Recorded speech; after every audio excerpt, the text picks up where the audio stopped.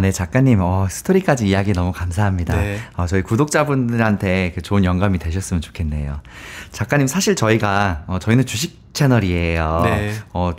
그래도 IT 전문가시니까 빅테크나 이런 기업들 또 이제 아무래도 좀 미국의 그 대장주 같은 경우는 좀 정보를 얻을 수 있지 않을까 싶은데, 네. 작가님 혹시 주식 투자 하시고 계신가요? 네. 작가님도 주식 투자 하시고 계세요? 네네. 그러면 혹시 뭐 한국 주식 많이 하세요? 미국 주식 많이 하세요? 예, 그때그때 다른데요. 지금은 우리 주식 비중이 굉장히 높고요. 한국 주식도 많이 하세요? 네네. 그러니까 최근까지는 이제 미국 주식 비중이 좀 높았거든요. 네. 근데 떨어지다 보니까 네. 2022년에 사실은 저는 미국장이 떨어질 거라고 예측을 해서 2021년 말부터 사실 인버스 쪽을 가지고 있었거든요. 그래서 굉장히 이제 수익을 많이 냈는데 네. 네. 이제는 거의 이제 바닥 근처에 왔고 그다음에 이제 지금 뭐 반등하고 있잖아요, 요즘요. 근데 저는 더 크게 반등을 못할 거라고 보고 있어서 사실은 이제 좀 거의 미국 주식은 많이 지금 정리를 한 상태고요. 네. 제가 잘 알고 있는 주식만 지금 일부 지금 가지고 있는 상태입니다. 네네. 정말 중요한 얘기 해주셨는데 주식 투자는 자기가 잘 아는 분야에 투자해야 되는 게 정말 중요하거든요. 네. 사람들이 이것저것 사다 보면 나중에 내가 어떤 종목 샀는지도 모르는 경우가 생긴다고 하더라고요. 네네. 지금 방금 또 중요한 이야기 해주셨는데 2022년에 이제 미국장이 많이 하락할 거라고 미리 예측을 좀 하셨다 그랬잖아요. 네네. 어떤 계기나 뭐 어떤 것들을 통해서 그런 예측을 하셨어요? 저희 그런 게 정말 궁금하거든요. 예. 그냥 편하게 얘기해 주시면 네. 돼요. 네. 첫 번째는 여기 이제 첫 번째는 제가 힐링 여행자 같은 그 경제 프로를 사실 많이 봤습니다. 유튜브를 많이 봤고요. 그래서 이제 전반적인 그 큰 흐름에 대한 그 좀 이해도를 높였고요. 그리고 이제 앞에서도 말씀드렸듯이 제가 플랫폼 관련된 책도 썼는데 그걸 보다 보니까 플랫폼 버블이라는 생각이 들어서 결국 이제 대부분의 빅테크 기업들이 플랫폼 기업들이 많은데 얘네들이 좀 어려워지겠다라는 생각을 좀 했었습니다. 그래서 이제는 좀 거꾸로 생각을 해보자라고 해서 이제 인버스 이제 좀 이런 거는 좀 조심스럽지만 곧버스를 샀습니다. 그래서 떨어지는 구간에서 굉장히 사실은 수익을 좀 많이 낸 편이고요. 그 다음에 또 뭘 얘기를 해야 되지? 제가 한마디 더 얘기하자면, 그 작가님 같은 경우는 사실 지금 생각해보면 왜 예측이 가능했는지 제가 알 것 같아요. 그 분야의 완전한 전문가시잖아요. 네. 저희 같은 그냥 일반 예를 들어서 저 유튜버, 개인 이제 젊은 사람, 네. 저 같은 사람이 이 IT 주식을 바라보는 개념하고, 네. 그 대기업도 다니시고 전문 분야도 있으시고 박사의 과정을 거치신, 작가님의 같은 거하고 서로 아는 정보가 다르잖아요. 네네. 네. 자기가 잘 아는 분야에 이제 투자하는 게 정말 중요하다는 말씀이신 것 같아요. 네네. 그렇기 때문에 2022년에 예. 그만큼 버블이 있었고, 이거 버블이기 때문에 하락할 수 있겠다는 걸 예측을 하셨겠죠. 네네네.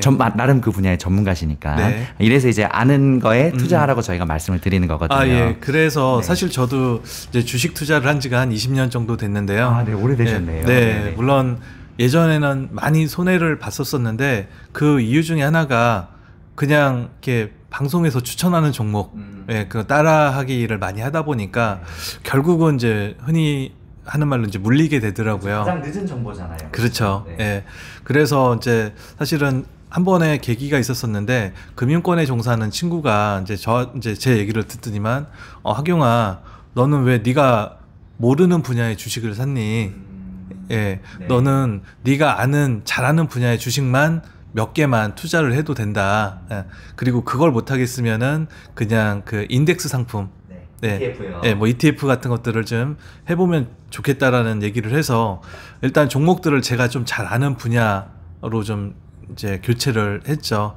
네. 예, 그리고 이제 굉장히 좀 보수적으로 사실 좀 운영을 했습니다. 네.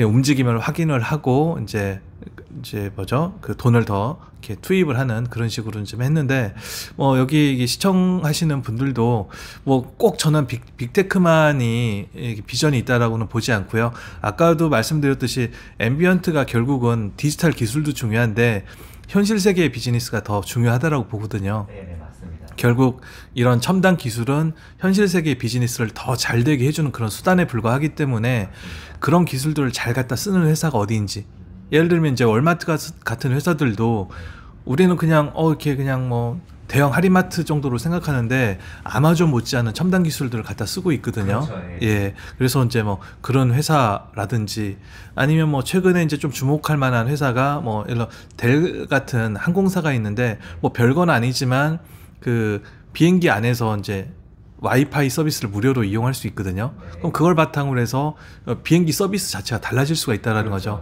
좀 그런 가능성을 고민을 해본다든지, 그냥 우리가 늘상 이용하고 자신이 관심 있는 분야를 좀 더 깊이 파보시는 게 더 좋다는 말씀을 드리고 싶습니다. 지금 작가님이 해주시는 말씀 들으니까 상당히 한 번 더 공감이 가는 게, 주식은 정말 자기가 아는 분야에 투자를 해야 되는 게 정말 중요한 것 같아요. 네. 그리고 또 질문해 볼게요. 저희가 사실 원고에는 없는 주식 이야기를 갑자기 하게 됐는데, 주식 채널이다 보니까. 근데 주식을 20년 하셨다고 하니까 또 궁금한 이야기들이 또 생겨서요. 아까 한국 주식하고 미국 주식 어느 정도 갖고 있다는 얘기해 주셨고, 그러면 작가님은 단일 종목 주로 투자하세요? 아니면 ETF 투자하세요? 어떻게 운영하시고 계세요? 저는 뭐 사실 그때그때 좀 다르긴 하는데요. 네, 그렇겠죠? 어쩔 때는 단일 종목이 좀 많고요. 근데 이제 단일 종목이 많을 때는 보통 시장이 이렇게 우상향할 때, 그때는 단일 종목을 가지고 있는 게 좀 실적이 좀 좋았다라는 생각이 들어서 그렇게 가고 있고요. 요즘 같이 좀 알 수 없을 때, 이렇게 박스권에서 이제 갈 때는 그냥 ETF에 넣어놓고, 그냥 기다리는, 약간 이제 좀 시간을 보내는 게 답이다라는 생각을 합니다. 그래서 이런 때는 이제 ETF를 좀 많이 가지고 있죠. 두 개 다 적절히 활용을 하고 계시단 말이죠. 작가님, 그러면 이제 나름 20년 정도 하셨으면 이제 그 투자가시란 말이에요. 편하게 말씀드리는 건데, 작가님 혹시 그 주식 투자를 하시는데 자신만의 원칙 같은 거 있으신가요? 어떠세요? 네, 원칙은 있는데 사실은 그걸 좀 잘 못 지키는 게 사실 문제죠. 어렵죠. 컨트롤하기가 어렵기 때문에. 그렇죠. 네, 어떤 원칙들 갖고 계세요? 편하게 말씀해 주세요. 저는 사실은 이제 뭐 여러 가지 투자 기법들이 있을 텐데, 이제 20일 이평을 많이 이제 신봉하는 편입니다. 그래서 제가 이제 특정한 시점에 주식을 산 다음에 20일 이평을 깨는 순간에 그냥 무조건 기계적으로 이제 매도를 해서 이평선 위주로.